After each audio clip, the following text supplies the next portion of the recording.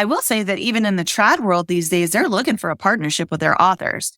The heyday when they're going to do everything for authors and be the big motivation behind your work and stuff, that's over.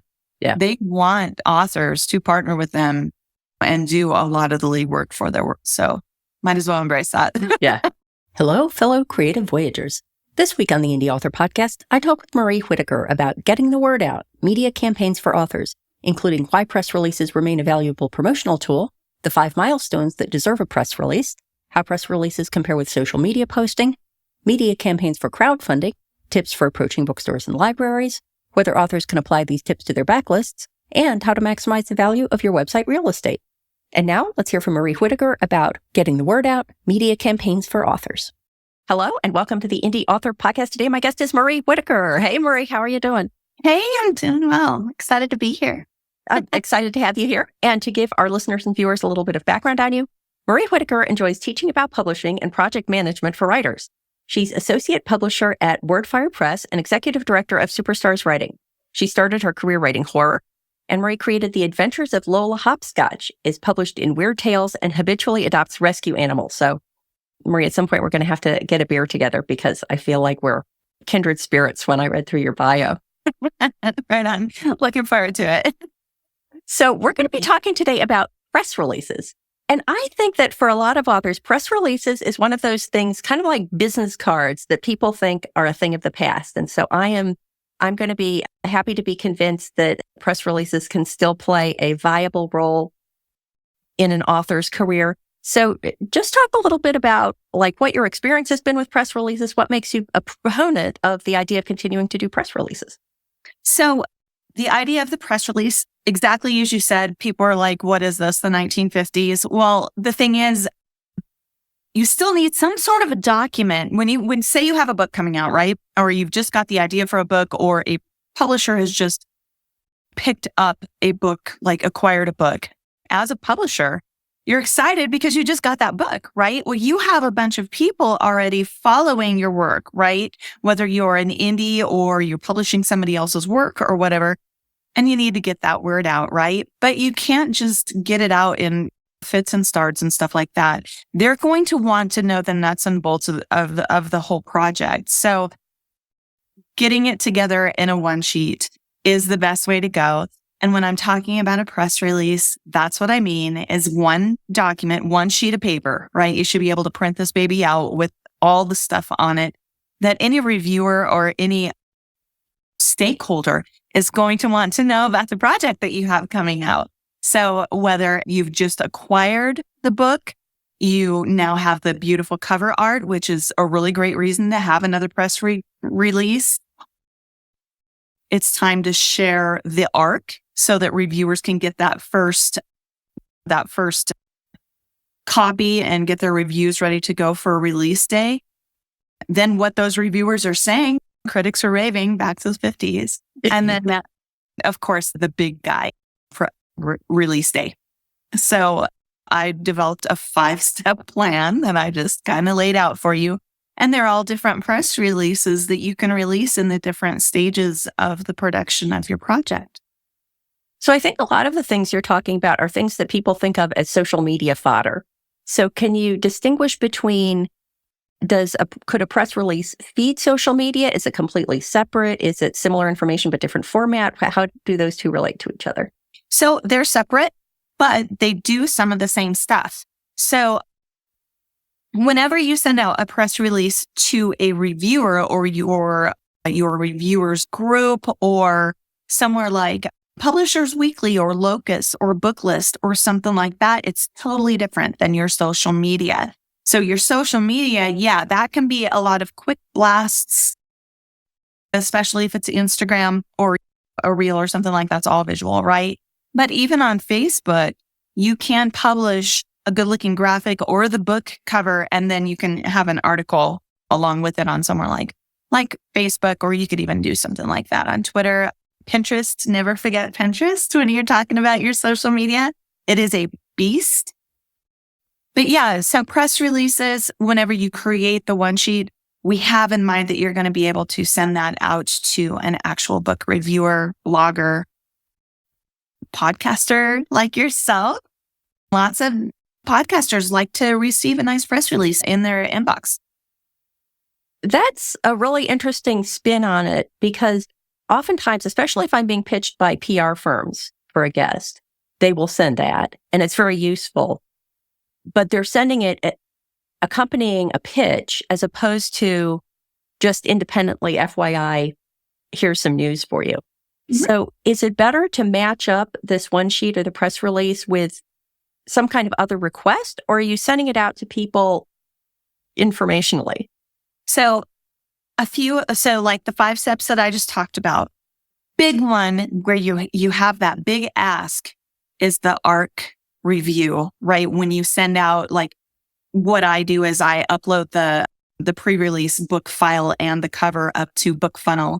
And then we have a nice link that we can include within that, the text, so that people can go and download that ARC. And that big request is, hey, here's what we've been so excited about that we've been talking about. Please give it a look and we'd love a review. So that's the big ask. And then release day, you're also excited and you're telling the world that you just released a book. But at the same thing, go check out my book. So those are the 2 that are the big asks. The other 3 that I talked about, when you're excited and you have a new acquisition or something like that, yeah, you're going to do a little author spotlight and maybe a picture of the author in that press release. And here's the title of the book. And here's about when you can look for it to hit shelves, that kind of thing. The idea of speaking in terms of a publisher, we have an author whose book is launching, and many of our listeners are going to be people who are both the author and the publisher, in the sense that an indie author is wearing both those hats. So they're having to represent themselves as if they're a third party. I mean, not lying about being a third party, but they have to take their author hat off and now put their marketing hat on and write a press release about themselves. It's like writing a resume. Like, it's always creepy to write a resume because you have to say how fabulous you are. Yeah. So selling yourself is something, it doesn't come easy for everyone. And I'm one of those. I'm a hybrid author. I have books out in the trad world and I also self-publish some of my work, right? Mm-hmm. So yeah, I've had to write them for myself for my own work. And actually, it's a really good habit to get into from the get-go, because as a publisher and a project manager for yourself, for your own publishing company, you are going to want to create these assets anyway. And one of the first assets that you create when you start publishing a book is the sheet with all of the information on it, the ISBNs, the book description, the log line, the font that you're going to use, the look of the project, and especially if it's a series, so that you can keep that, within the project, keep it all looking alike. So if you get in the habit as an indie creating these sheets for your work, you're going to be doing yourself a lot of favors. So from the very beginning, when you figure out this is the book I'm going to write, this is when I'm thinking about sending it out, even if you're an indie that has a really rapid release and stuff like that, it can still help you with your Amazon reviewers because you have all that information in just one spot. Because sometimes those reviewers are going to hit you back with questions, right? So it's good to have that just in your pocket, sitting on your desktop or something like that. You can just shoot that baby out when someone asks. I think it would be helpful to understand the context of this a little bit, to talk about the people to whom you were sending this and how you assembled that list. Can you talk about that a little bit? Sure. So the first one I want to talk about is editorial reviewers, and that is like Publishers Weekly and Booklist and those ones that I mentioned before. So you can go onto their website and you can find out how to start an account as a publisher. Publishers Weekly has advice, but yeah, you can get Publishers Weekly to give you a good editorial review through Booklight. And you can do that with Kirkus as well. Kirkus is a paid review site, but they have been in business since 1939. And as an indie, you can have them give you a good, honest book review article from which you can do pull quotes, just like Publishers Weekly or something like that. And you can use that for library sales because, like I said, they've been in business since 1939. So a lot of libraries still revert to Kirkus. So there's Locus is one, Booklist is one, Library Journal. Never ever forget about the Library Journal. That's huge. And then Publishers Weekly. So those are the 5 I like to concentrate on when I'm talking about editorial reviewers. So that's one way as a publisher or an indie that you can concentrate on those big reviewers that libraries and schools and stuff like that go to find out that information. And then, of course, the second one is something that you kind of have to cultivate along with the third one that I'm going to talk about. But this second one is a list of reviewers and bloggers who look forward to your work, whether you are a publisher sending out work for others or you're sending out information about your own stuff. And it takes a while to build a list. And if you're a science fiction author, then you just have to start doing some research, but watch other science fiction authors' social media and find out who's reviewing their work and then hit them up. Like, hey, my work is like kind of like this work and that work, give them some comps and then see if they're interested in your work. But start cultivating a list of reviewers and bloggers, because getting your work out there on reviews and blogs and podcasts is huge. It's really huge. It's another place to have your book titles show up. It's really important. And then the third one, of course, let's talk about some Amazon reviewers, right? Because this just wouldn't be complete without them. And there are ways, and that is another cultivated list. And those are readers who live on Amazon, and they tend to be these readers that just devour books fast. And so there are different ways that you can garner reviews from your Amazon review crowd. And one of them is just outreach. You know what I mean? If you create those fans, they're going to be following you on social media. And that's one thing that we've talked about. Here's when the next installment of such and such series is coming out. But you can also get their email addresses and get them into a street team in your contacts. And that way you can let them know when to expect it. You can send them the ARC. They can pre-write their Amazon review and be ready when your book hits. They can go ahead and pick it up and write their review just then. You can even tell them to hang on to their review until the week after release. And that is a different strategy, because after your book releases, it's high in the rankings on Amazon. You want to wait for, maybe you're going to have that little dip in rankings. A really good way to get that dip to start trending again in the rankings is have your reviewers go ahead and post their reviews on Amazon that first or second week after release day. So that's just another technique that can work for Amazon. So that's 3 little subsets of reviewers or people who are going to look forward to hearing about a press release or something on your social media.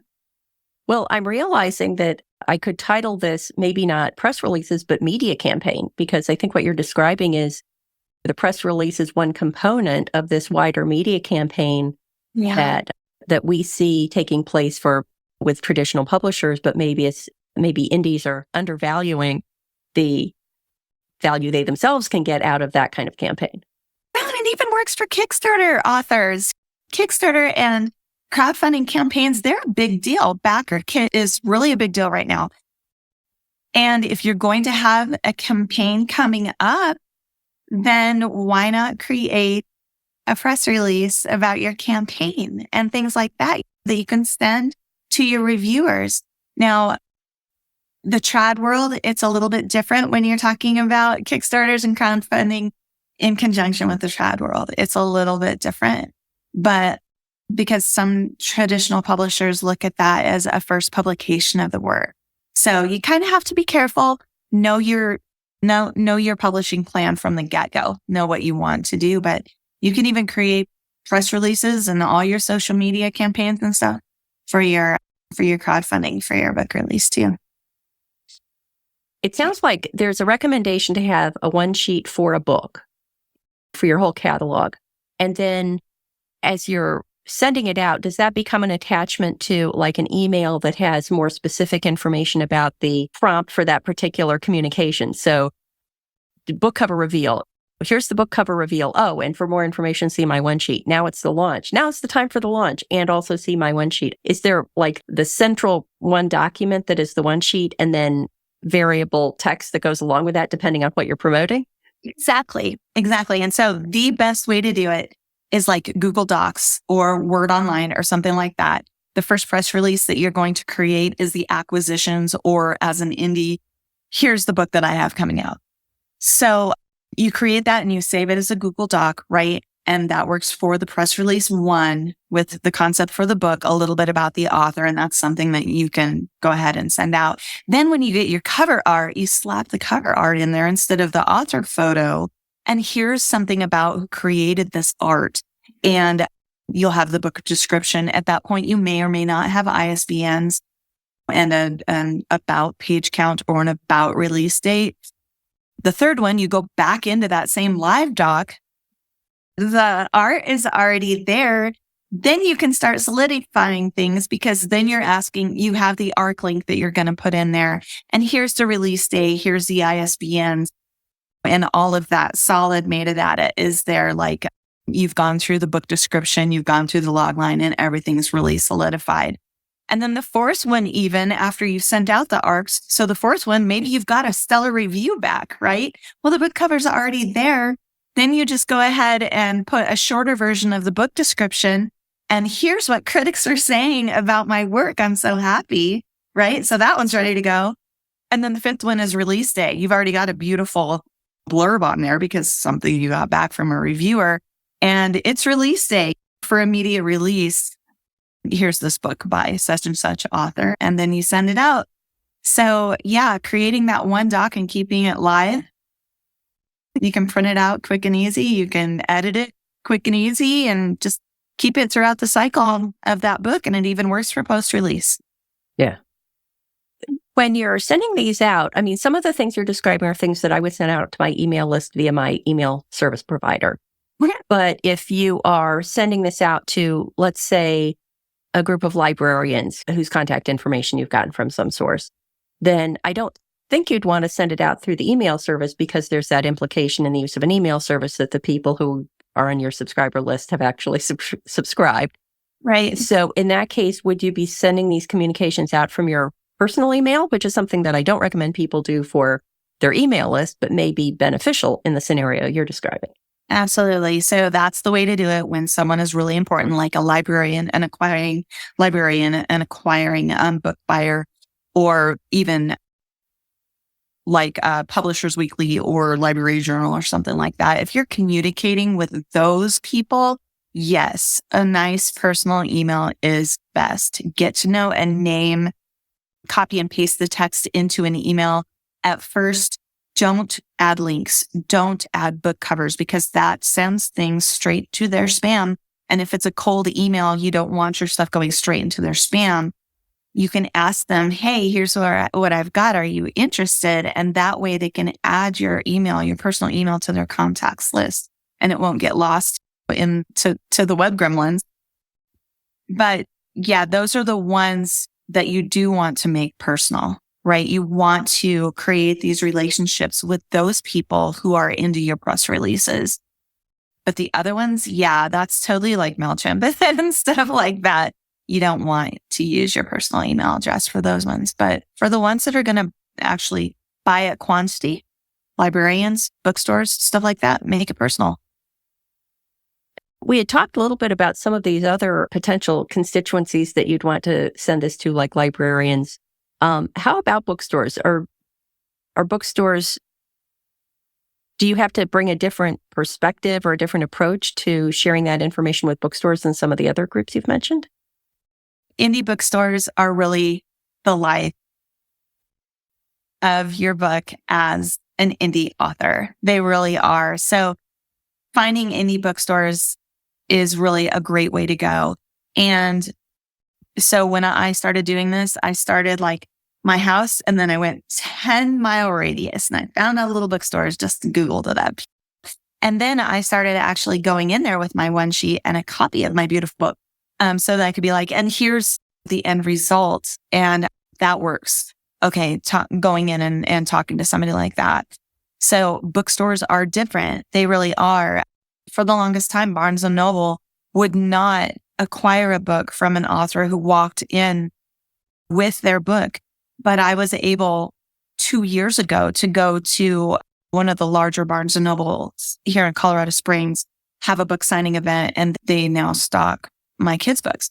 So times are a-changing, but start with indie bookstores. Start there for sure. Yeah. There's a bookstore local to me that has a form online that authors can fill out if they want their books considered for to be stocked in the store. And one of the questions says, have you ever been at the store? And I thought that was kind of brilliant because I'm sure she gets like a bazillion requests from just arbitrary people who are just like going through lists they're finding online and sending out a form letter. And I thought it was smart of her. So it's nice to be able to say, yes, in fact, I have been in your store. Yeah, exactly. I'm a customer as well as an author. Yeah, for sure. Because these are relationships. Yeah. Cold emails are only going to get you so far, and they're probably going to get you next to nowhere with bookstores. They'll get you a little further along in the process with libraries, but especially as a publisher. But for bookstores, shaking a hand and showing them the book in person definitely helps. So there's a lot out there for them to choose from. Yeah, I think one thing I found very beneficial in approaching libraries is if you can approach them with an offer like, I have nonfiction books that appeal to indie authors. And so sometimes I'll get in touch with a library and say, I'd love to come to the library and share a presentation that I think would be of interest to your patrons who are writers. And then you've really paved the way for them also stocking your books in their library because you've done them a favor, you've done their patrons a favor. So it is nice, another nice relationship to nurture. Libraries and bookstores both on their website, they will have a community calendar. Watch that community calendar, just like you said. Offer to go in and do a reading. Offer to go in, and especially it really works really well for kids authors and YA authors. If you want to go in and do a reading and a book signing at their store, they love it. I mean, most of them they're smart business people and they are community minded. So watch their calendars, see what's coming up, and then shoot whoever an email. And usually there's a contact us at info@whatever bookstore. But if you want more information, use that email and shoot them an email and see if you can get in on some of that. And that's how you start to make those relationships. It really is all about relationships, especially as an indie. Yeah. So you're mentioning many things that all make a lot of sense. And I realize I have not been doing, I did this more diligently for my early books. And then I found that for my fiction, with each subsequent launch, I was bringing the same energy to the creative side, but I started losing energy on the marketing side for them. And so I would say that for my last fiction book that came out, it was the least dramatic launch of all time. Like early on, I would have like a party at a local bar and things like that, but not doing that anymore. So is it possible to go back and redo some of this for a backlist if you've neglected a couple of books? Absolutely. It is. If you just didn't do the steps before, say something happened in your life, you had an emergency and you just didn't have time, just whatever, that's one thing. But also to breathe new life into an old series or something like that, absolutely it helps. I think as authors, we all have some projects that are doing really well, other projects that could use a new breath of life. You can, even if you already have a book that's out there, you can go ahead and still approach libraries, even though it's been released. And it's basically the same way that we just said. Libraries, a lot of them, they'll look for things to come through the Library of Congress and things like that, even if the book isn't already registered and stuff like that. You can still do it afterwards with a lot of the same techniques that we've been talking about. And it's just getting in their faces and shaking a hand and putting a face to an email address rather than just being another email in their inbox. Yeah. So It can happen. It takes a little bit of work, and being an indie, we've got double duty, right?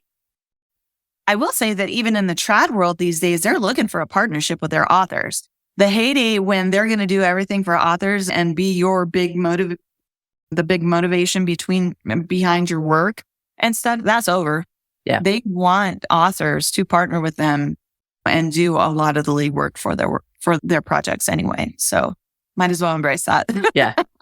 Yeah, I think that in terms of approaching libraries or bookstores or anyone like that, if you're writing a series, then each new book is an opportunity to remind them about the previous book. So you could say, I'm happy to announce the availability of book 6 in the such and such series. Here are easy links to the first 5 books because you might be interested in those as well. Or here are links to the one sheets for the earlier ones, which is where you can have it keep doing double duty for a long time. Yeah.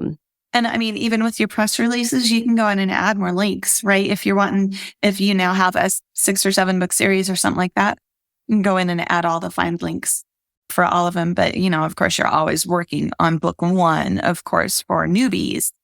But if there's somebody that you've already talked to before about book 1, you can prepare a new document just for that instance where you keep all the book links on there.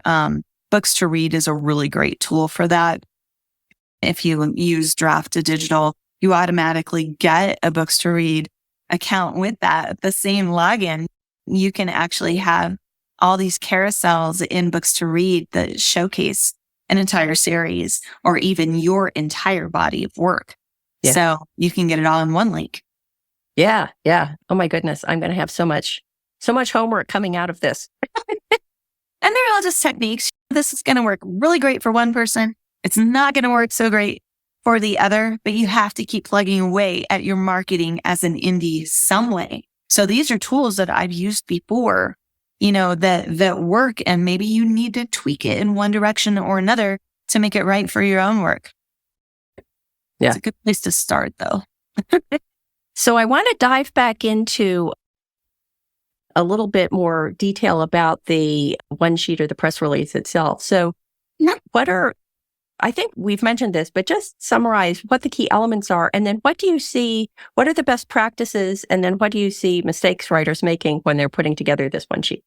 Okay. So the elements, let's first get into the elements of a one sheet. Like we've kind of talked about cover art and what stages I think are best to add these elements. But the biggest thing is you always want to showcase your author. You want to showcase who created the art. So those are 2 things that always need to go on there. Book descriptions. You need to have a nice tight book description where every word does double duty. Up top, some people still put for immediate release. I do. But the first thing that really needs to catch their eye is a solid hook line, log line, tag line. Those 3 descriptors for this one line that's not too long. It's 1 sentence and it contains the hook for the story, right? In bold across the top, right below for immediate release. This is the hook. Then down below that, you can have the date and the cover art, the book description. Just below those 2 on the sheet, you have a block for the ISBNs, the release date, and for more information, contact info at wherever. So those are the best things to have on a press release. And it sounds simple right now, but when you're looking at one piece of paper, everything has to have its own little place, nice and tidy, a cover image with wrapped text for the description. And then down below that, you double check yourself and put in all of the ISBNs, the release date, and then a big thank you for reading. And for more information, contact me here. So that's the nuts and bolts or the bones of a good press release.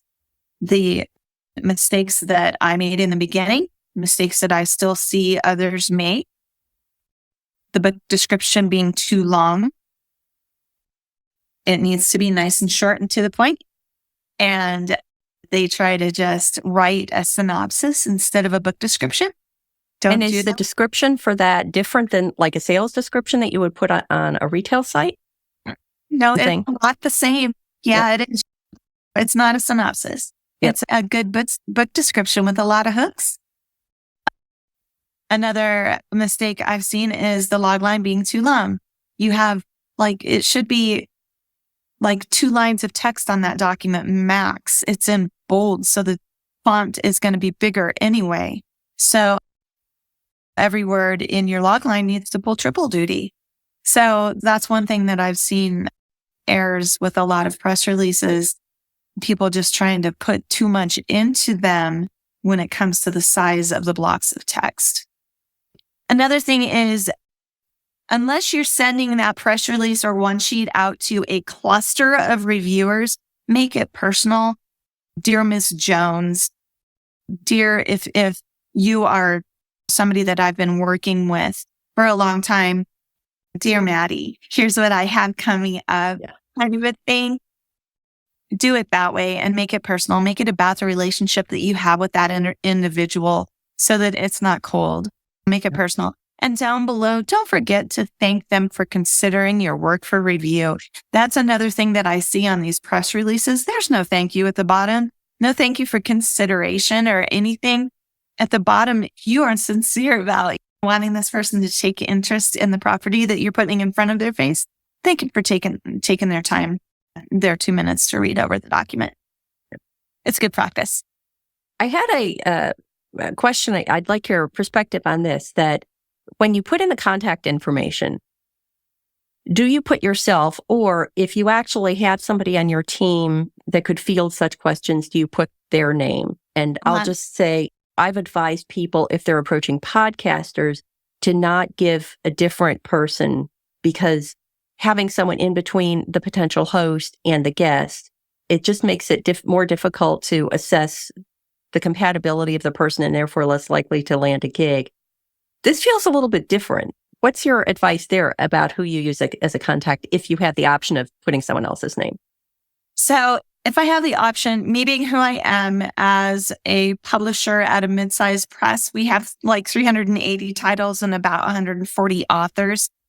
I have an assistant, and her email is on these press releases now. In the beginning, it was just me, and I would use the info at WordFire email address because I do have a personal email address within the WordFire family there. But now it's my assistant that gets these because I really needed the help. We had so much going on. So that's one situation as a publisher.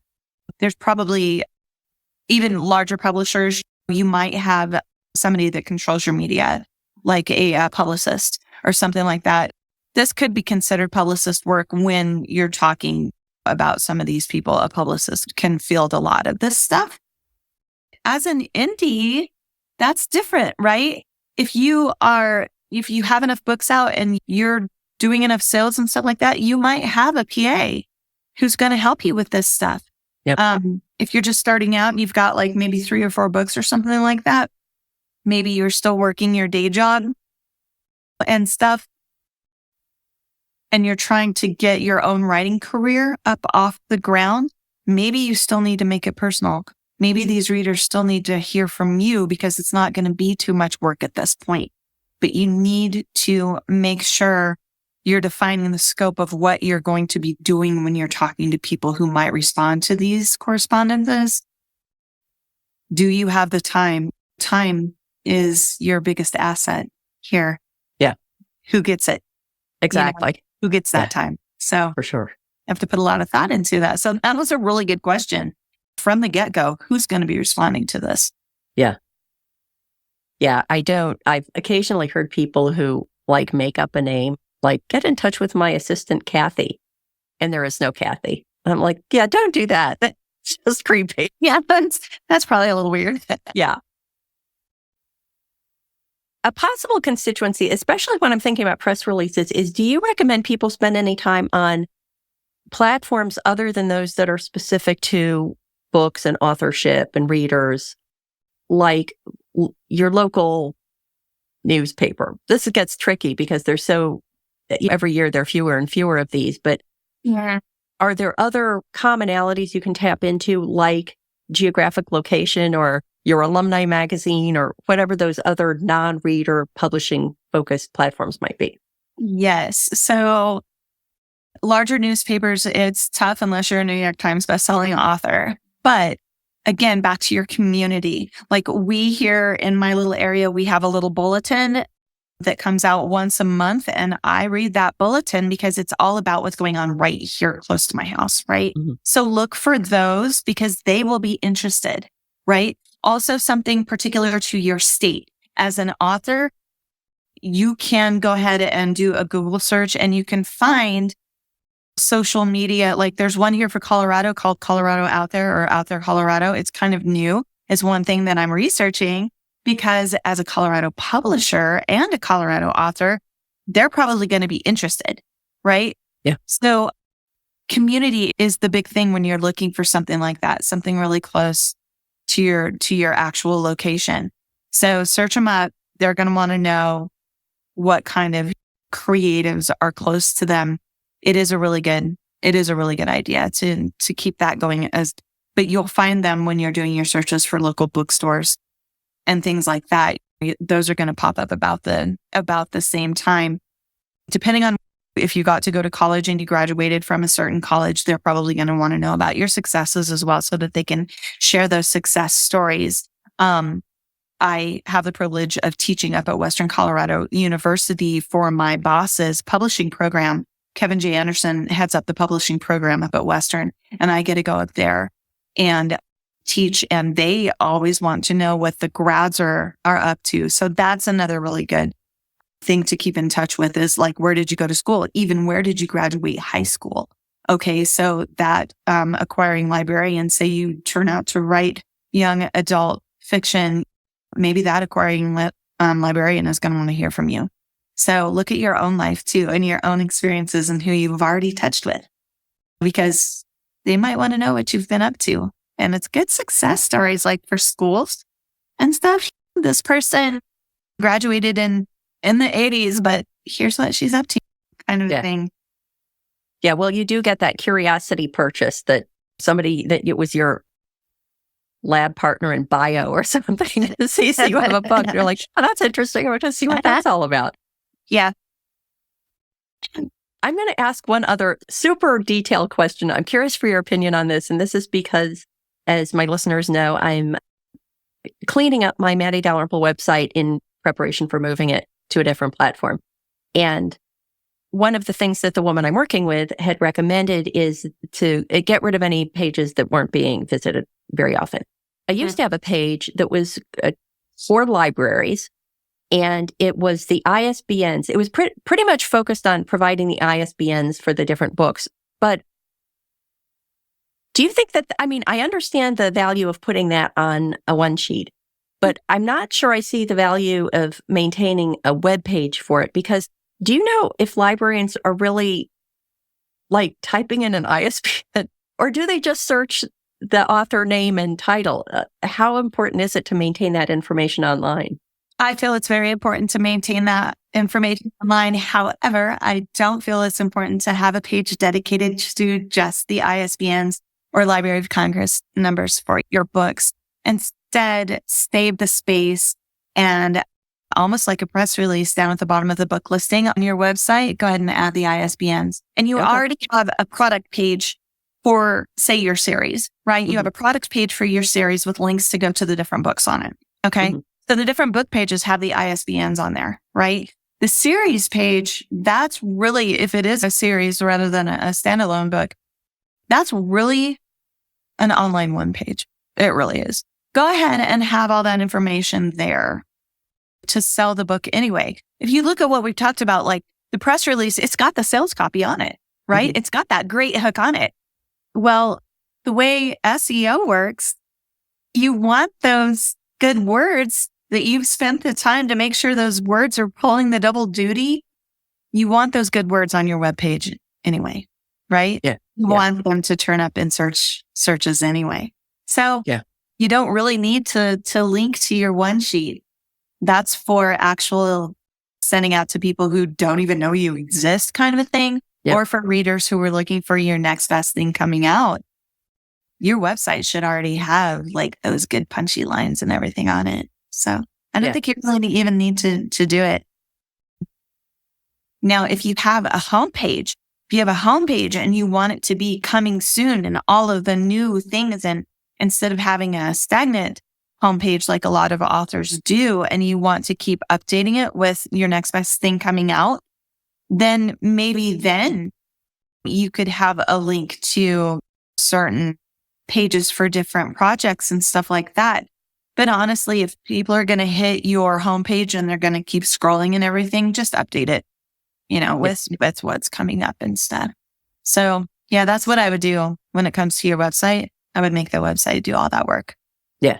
Well, I'm always a big fan of making each piece of material I put together serve as many functions as possible rather than I always prefer to have a couple of really well-vetted, well-used resources rather than spreading it too thin. And I think that idea is right along the lines of that.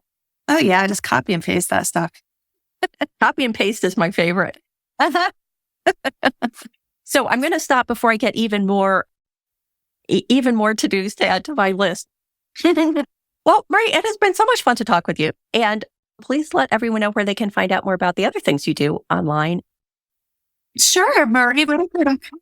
Yeah, MarieWhitaker.com is my website. Sometimes I go in spurts and blog like crazy, and sometimes it's a little while in between. But so yeah, MarieWhitaker.com. I'm all over Facebook with far too many fur baby photos. I can't stop. I'm addicted.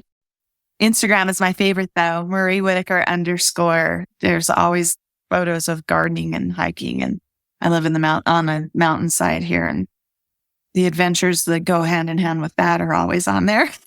Oh, you've given people not only lots of things to do, but lots of fun things to go look at. So, Marie, thank you so much. Oh, thank you. This has been a lot of fun. I appreciate it. I hope you enjoyed my conversation with Marie. Have you rethought the value of press releases as I did? What other recommendations that Marie offered most resonated with you? I would love to hear your thoughts. Just leave a comment on YouTube. And if you got value from this episode and were thinking, I wish I could buy Matty a cup of coffee, you can do that. Scroll to the bottom of any page at theindyauthor.com and click Buy Me a Coffee. Until next time, here's wishing you favorable winds and smooth sailing on your creative voyage.